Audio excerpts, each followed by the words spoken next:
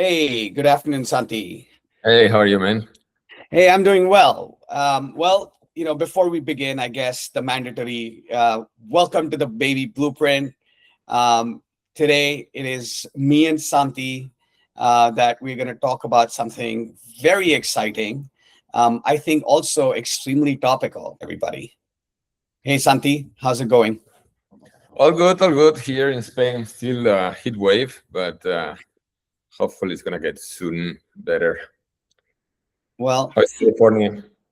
California is fantastic. The last episode that we shot it's been a while for us. So I thought we need to make sure that we get back onto the pod.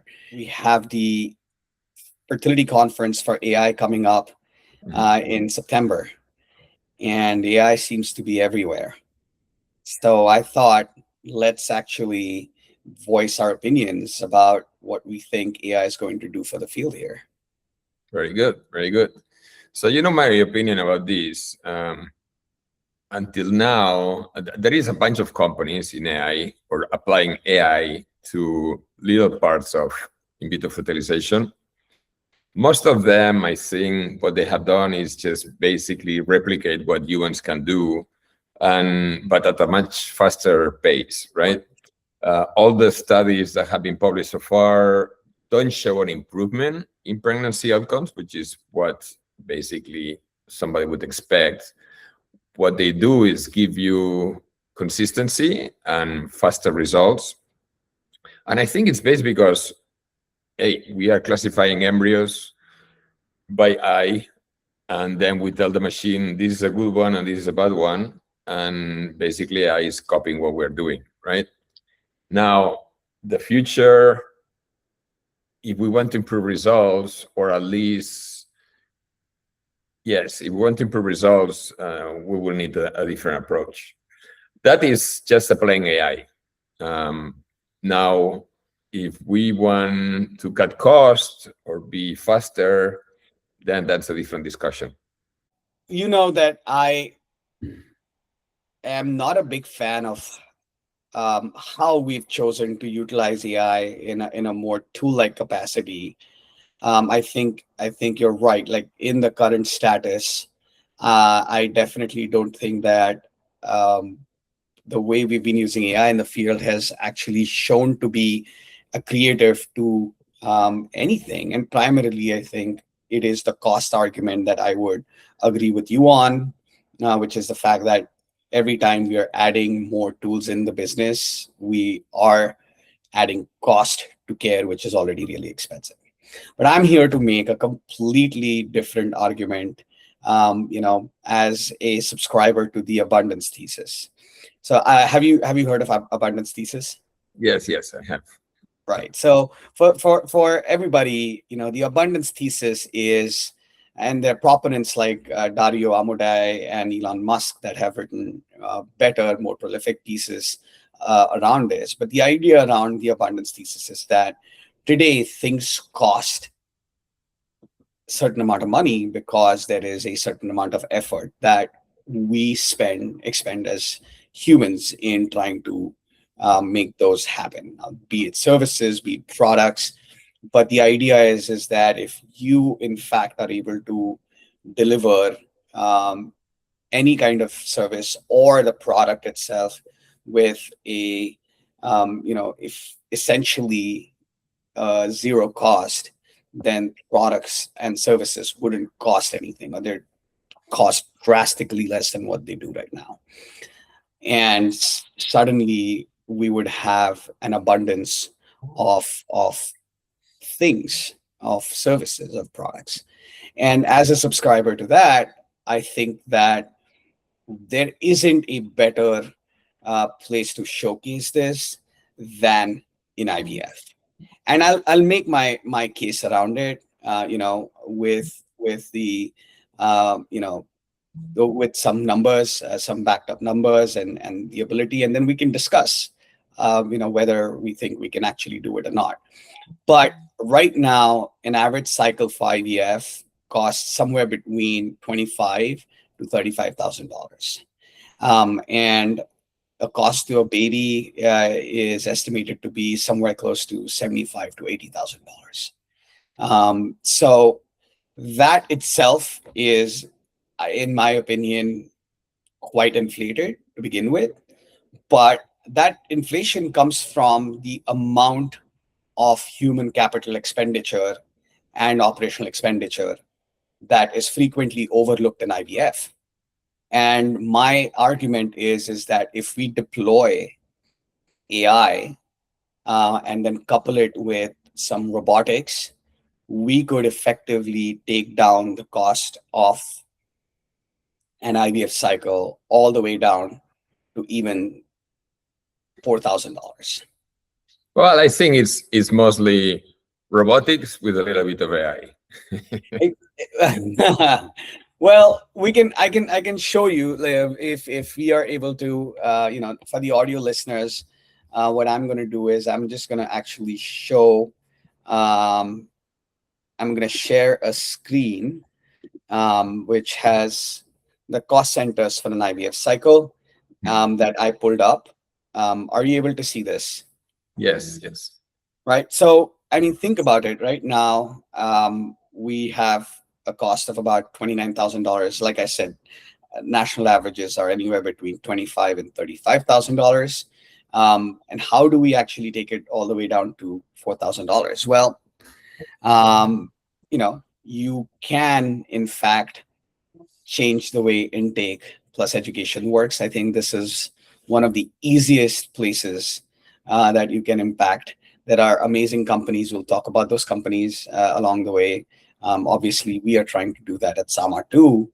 Outside of that, clinical review. This is where we are paying reproductive endocrinologists an extraordinary amount of money to review, manage the cycle, do all of the clinical work.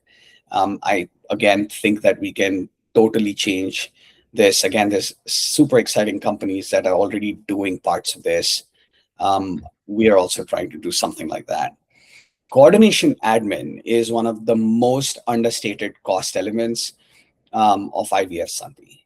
When we were running our clinic at Sama, what we recognized was that we ourselves underestimated the cost of coordination by a factor of, I would say, almost 10. Right, when we were considering originally what we should be estimating nursing medical assistant time, turned out that we were really underestimating it. I would go on a limb here to suggest that this expense is what is killing many of the underperforming national clinics, because everybody underestimates the amount of time and effort it takes to manage IVF at scale. One patient, two patients, five patients, it doesn't make as much of a difference. That's kind of the, goes down to the evolution of of IVF itself, right? IVF started off effectively as a science experiment, and then it has quickly evolved into what you would call as a mass factory production. But we never updated anything to reflect how we could actually go from being a garage operation, not literally, but small operations of IVF clinics to large operations of IVF clinics. Not much changed. And most amount of time in the clinic by admin is just spent in finding things out, finding the status of the patient out. Every patient is in a different state. Every patient needs something different. And every single time something goes off the rails, the general habit around the clinic is to pull the emergency brakes and stop the presses. And this is costing unlimited amounts of money. I know I have a $1,500 cost on it. I'm telling you that is on one of the most efficient sites. That cost is I would bet that when you grow, this grows proportionally or even at a faster pace than it grows at a faster pace than your growth does, because for every person that is added into the business, like every new nurse, every new medical assistant, there is a training time, there is an error rate, and Mhm. then there is a big cost, which is the cost of people not following rules, people not following policies, and ad hoc exceptions. Ad hoc exceptions, the fringes of IVF, is what drives this cost up. So Mhm. you're absolutely right. Like I think up to maybe 250 to 300 cycles a year per physician per team in the regular clinic, I think the cost kind of remains the same. But as you start looking at exponential growth, we work with a really large clinic, um, very large, one of the largest clinics in the country, and their costs are significantly higher. Almost go up to, I would go up to saying that the cost of just coordination and admin is maybe 30% of the total revenue. So 30% of the total revenue is just going towards this. So this is something that I feel like you can cut down on quite significantly. Mhm. Monitoring, I believe, again, if you have at home, automated, there's amazing companies in the business that are doing the same thing. Medications, right? Medications is another thing. Everybody starts off on one protocol. Depending on the success of that, subsequent cycles are up and down. So we can You do have data on that, right, We Sarthak? do have data. Yes, you're absolutely right. We, in fact, have showcased our data at ASRM last year, where it shows why a AI dependent protocol, because AI is able to actually look at a much more global perspective than most physicians. What an AI dependent protocol does, and the fact that extremely high or low protocols or even changes in protocols while people are in cycle are do not really change the outcome. That Mhm. was the craziest part of our findings. That was the most surprising part of our finding, was the fact that no matter how much there was tuning or fine tuning or the secret sauce part that our physicians actually experimented with, the outcomes just don't show the benefit of that. All of Right. these are inefficiencies that are building to the cost of Mhm. IVF, right? So Mhm. again, goes to the suggestion that if you let a much more intelligent system, which is more aware, I wouldn't say it's more intelligent, it's just more aware of a global picture of how the clinic is performing, how its data set is performing, then we probably would expect the cost of medications to go down, because I think on an average, most people won't need as much medication. So Um, up to here, most of the AI that has been used, basically, it's not improving results, but it's significantly cutting cost, right? Cutting cost, cutting time, cutting inefficiencies. So that's how we can use AI. Not because most of the field it's been proposed as an improvement of pregnancy outcomes, and it's not. That's not the function. no, I don't think that that is the sole function, though. Different I think design.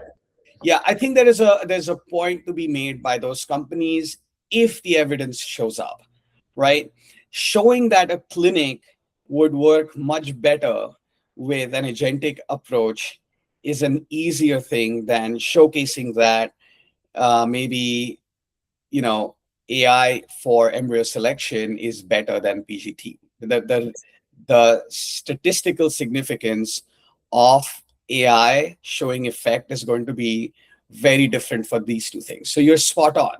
When it Yeah. goes down to it, I think that cutting costs down, making things more efficient, is going to result in better grasp on the cost than the other way around, where you're trying to make the time to pregnancy faster, thereby reducing the cost to baby, right? Because there is a really clear point to be made for those companies here, which is they're saying, look, we get it, right? It's $4,000 for a cycle with you, but if you don't use our add-on for selecting embryos, for example, you're going to end up doing 5 cycles, and that's going to be $20,000 anyway, right? Something but I think there is I don't know, and we can maybe look at specifics as to whether any of these companies have shown remarkable improvement. Um, Lastly, and not the least, I think the one of the other really really big things that are going to come is the ability for us to retrieve in a very highly efficient way. That if we have such a large pipeline of automatically managed patients, then physicians are doing what is core to their duty, right? They are going to be performing surgeries. So you are able to drop the cost down. We already, again, work with partners that operate already today in the range of $900, where there are some other partners that are struggling to make sense of, where they land.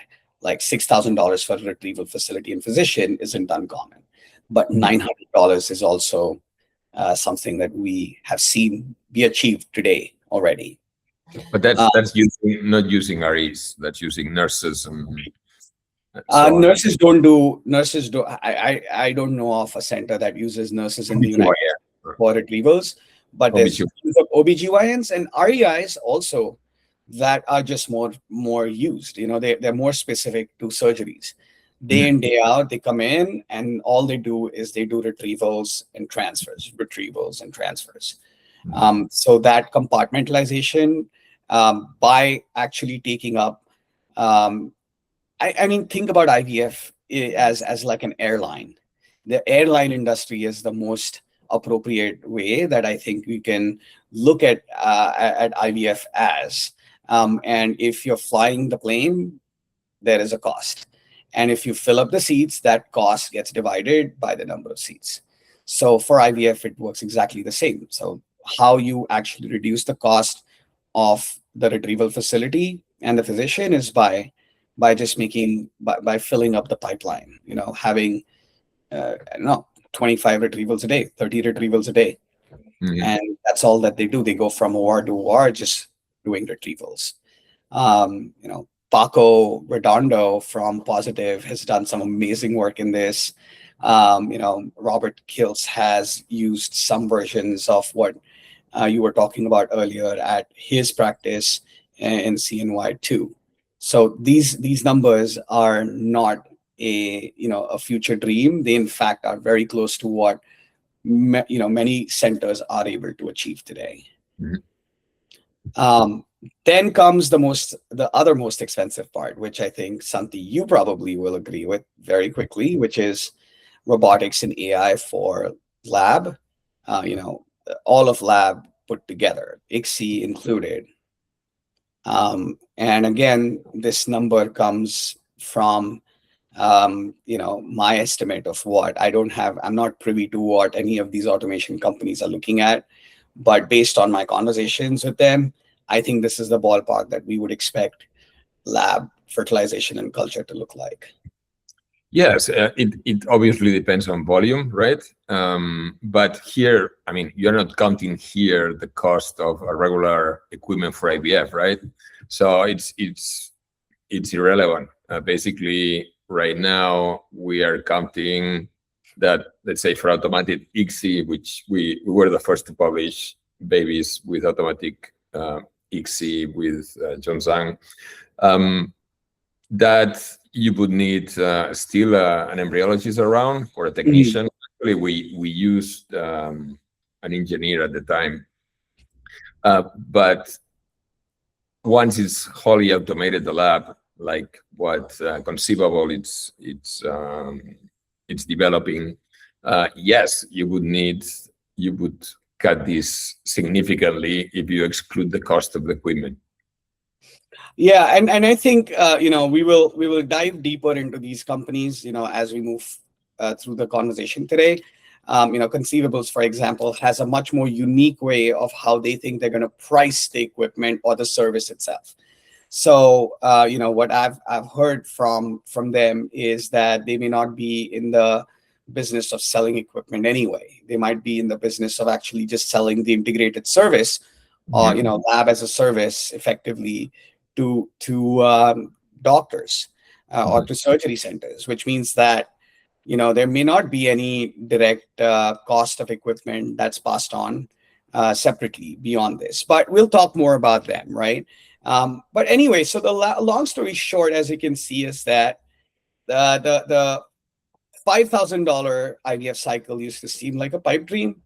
I think we are very close to actually deploying a $4,000 IVF cycle, and we are including medications in it, which means that the field should be looking at growing, you know, I don't know, 10 times over, 20 times over, right? My bold prediction in this manner, and this I borrow a little bit from David Sable, is that we probably will go up from the 425,000 cycles that we do right now, closer to maybe about 9 million cycles in a matter of years. And this has been decades long. Goes back to my 2 years. right goes back to my thesis around elective utility of IVF being a core part of it. But definitely something that we can see. Yeah, no, that's a great summary. I think that for your thesis, the abundance thesis, definitely combining robotics and AI, we can significantly reduce costs. I don't know if it will improve pregnancy results, but you just do more cycles, right? We are already at 70% implantation rate. We still are missing 30%, and maybe through automation of the lab, we'll achieve a little bit more. So if now instead of paying 30,000, you're paying 5,000, you have the advantage of repeating another cycle if you are still not getting pregnant. At the top, you would need like 3 to 4 cycles cumulative to get close to 100% pregnancy rate. So if you cut the cost to this 5,000, then you are getting there. Yeah, I think the last 30% is a little bit like Zeno's paradox, in my opinion, where you just keep getting, you clamor back those points. As you said, in automation, I think genetics is going to be, unexplained. Infertility probably would have a big predictor that we see from genetics that comes into the picture, so on and so forth. One thing that again, this is maybe not the best of the analogies, but one of the things that I learned from Dhaval Shroff, who's at Tesla, is how Tesla went from having a very deterministic model for their autopilot to what the current FSD is.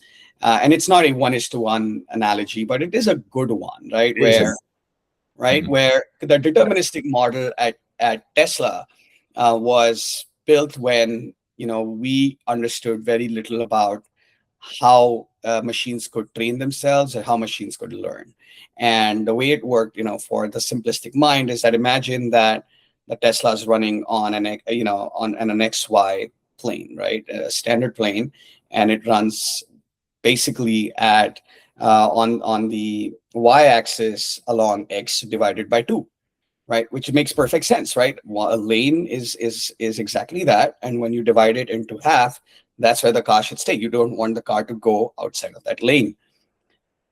It makes sense till you realize that in the real world, you do not want to be in the middle of the lane all the time, because you're going to get sick getting into that, right? Getting into that car if it maintains that exact x by 2. Second, sometimes there's no lane. Sometimes you want to go over the shoulder, so on and so forth. So what they did was they did effectively good driving versus bad driving, right? And then the machines were able to adapt based on that. And that's sort of the newer version, in summary, in terms of how Tesla uses this. I believe that to be accurate, right? If you have comprehensive infrastructure that has the ability to get more data than you can ever imagine, then technically the machine should understand what a good cycle or a bad cycle is in context of whatever it knows. I believe can be something that we can utilize as a north star in fertility too, to get as close as possible to the 100% implantation rate. Yeah, but again, exactly, it will need a complete change. So first, we need to do without mistakes what we do right now, and it's achievable, and it will cut costs to maybe $5,000 for IVF cycle. In order to improve, because everything that we are basing right now, AI models, robotics, all of them are trying to replicate what humans do. And I'm sure there is a better way, right? But these machines are not intelligent yet. So they cannot foresee how to improve the results right now. For that, I think it will need a complete different structure, and yeah, that will take much longer. Yeah. What in your opinion, I mean, what are the biggest pitfalls beyond what you mentioned till now, right? Like if we wanted to summarize the pitfalls of where we may not be successful, what do you think those are? No. I think we're going to be successful in mimicking a perfect human being, let's say, and doing it much faster without mistakes. So that, in theory, should improve a little bit, right? The results, but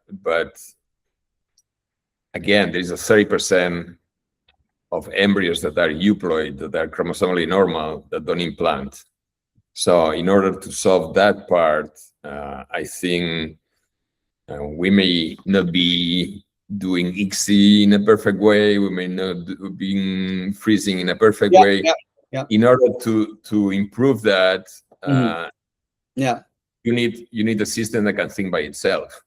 Right now, we're basically giving orders and telling them to do it. At least if they are thinking, or basically using AI as we know it now, basically they are trying to mimic the results that we have right now, not improving it. That's what I think.